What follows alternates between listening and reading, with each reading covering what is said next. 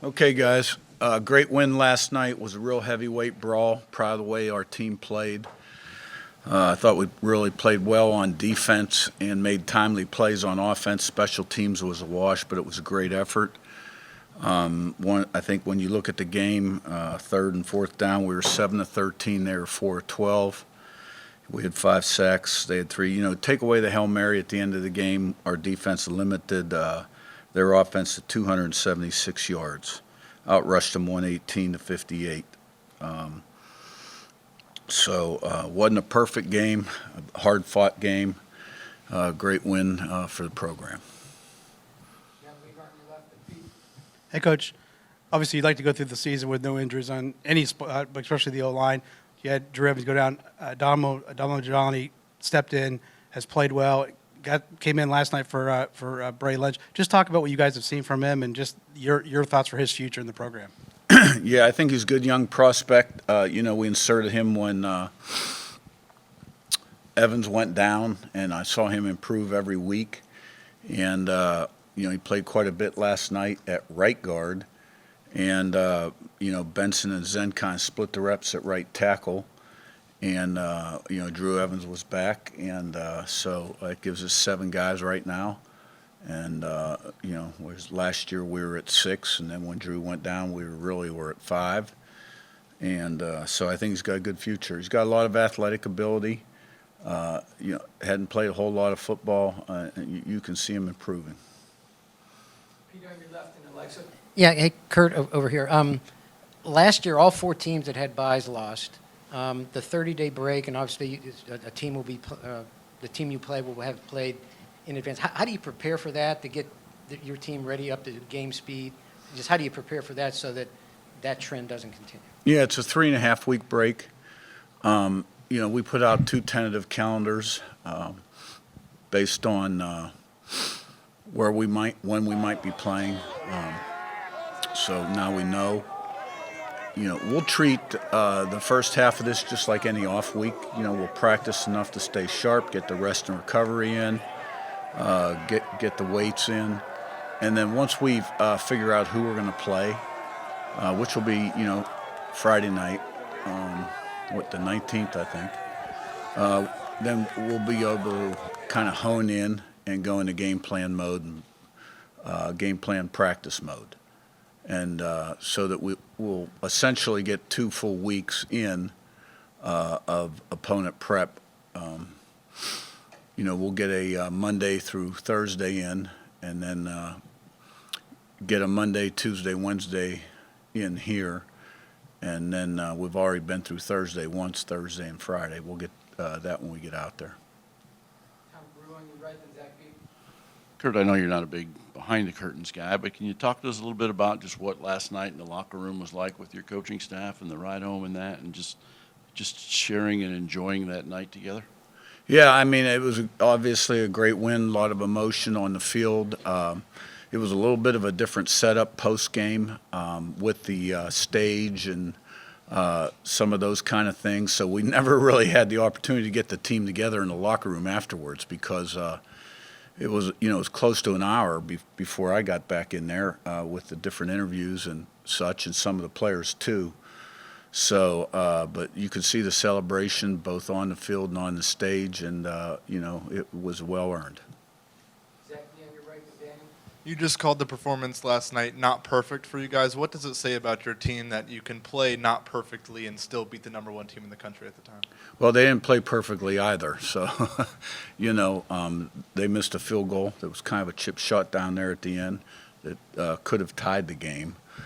And, we missed one, which was uncharacteristic, and the interception, which led to their first score on a short field, could have been prevented. But it was a great effort. And when you play a great team, they're going to make plays, you're going to make plays, and you just got to make one more than they do.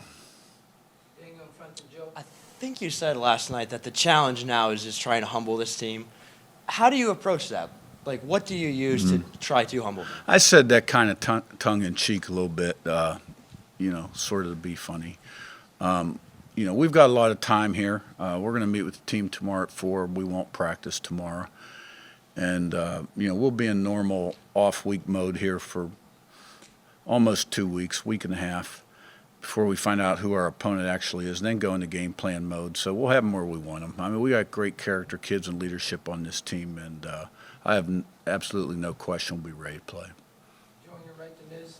Do you have any update on Omar's health? And then with Bryant Haynes, what is it about that connection with him and the defenders that just makes him so dominant, Yeah. regardless of the opponent? Omar will know a little bit more as we go. We don't expect it to be anything. We don't think there was anything that happened in the game that will be affect our next game. In terms of Coach Haynes and the defense, we attack, we move a lot up front. TFLs, sacks, stop the run is the emphasis, and there's a lot of line movement, and we were very disruptive. And in fact, I just started the game before I came down. I've gotten through about 15 plays, but we hit the quarterback 3 of the first 10 plays and picked one off early. Great play by Lou Moore. And then obviously twice they got down there in the low red and came away with maybe 3 points, I think it was. And it's just an attacking style play on defense, and Coach Haynes does a great job. Miz on your left, and Zach.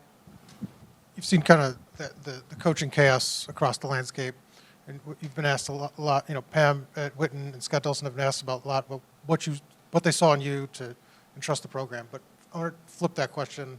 What did you see in the administration that you trusted that they would follow through, and kind of the promises they made Yeah. and things you said? Because the first thing you did at the podium last night was thank them before you got to Right. the fans. But how did you know, and what was your kind of like standard to be like, I could trust this, I believe they're going to follow through on the promises? Yeah, it was just a belief I had in my conversations. My initial conversation with Scott, the vibe I was getting, and then talking to Pam. I talked to Scott obviously 3 or 4 times. It's a quick process.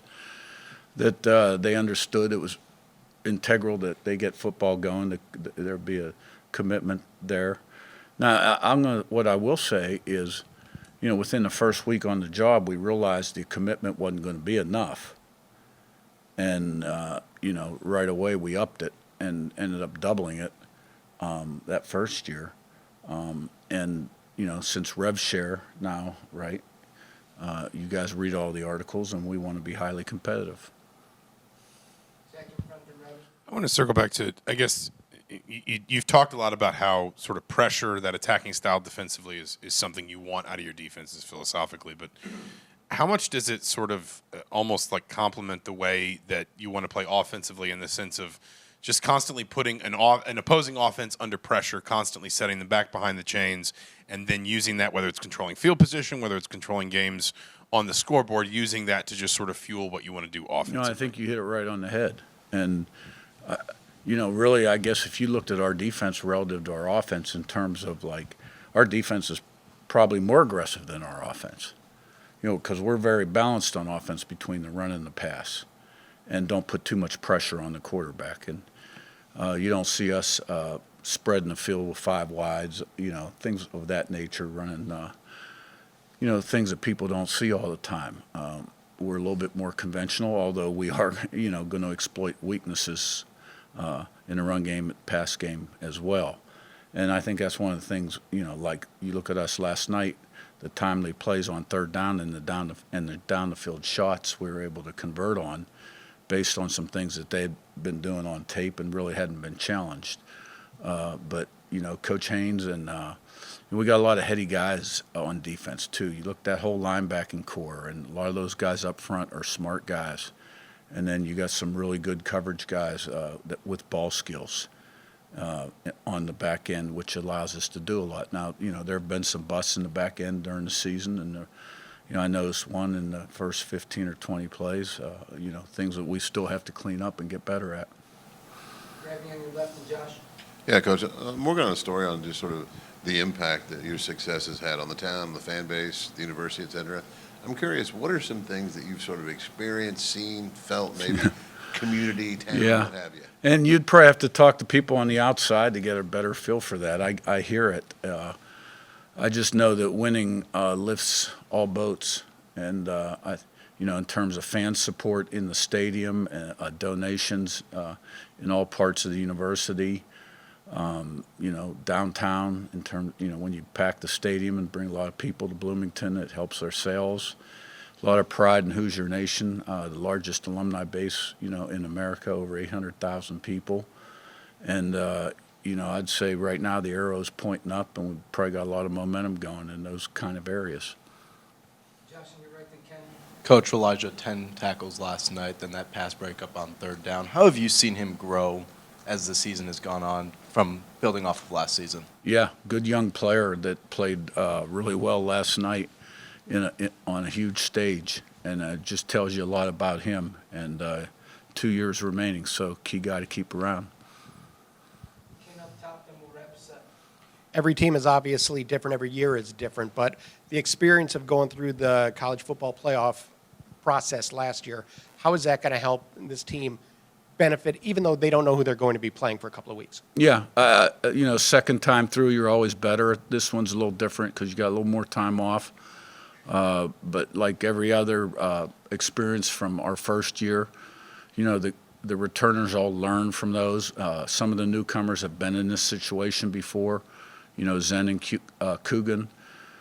So, yeah, it's only going to help us. And this is a different team that's overcome some hurdles that the last year's team didn't,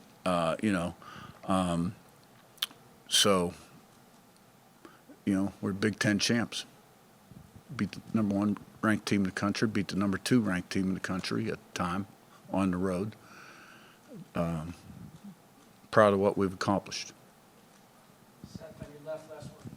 Yeah, Curt, what's made the pairing work so well between Fernando's playing style as a quarterback, and Mike Shanahan's style as an offensive play caller? I guess, how do they complement each other in those roles?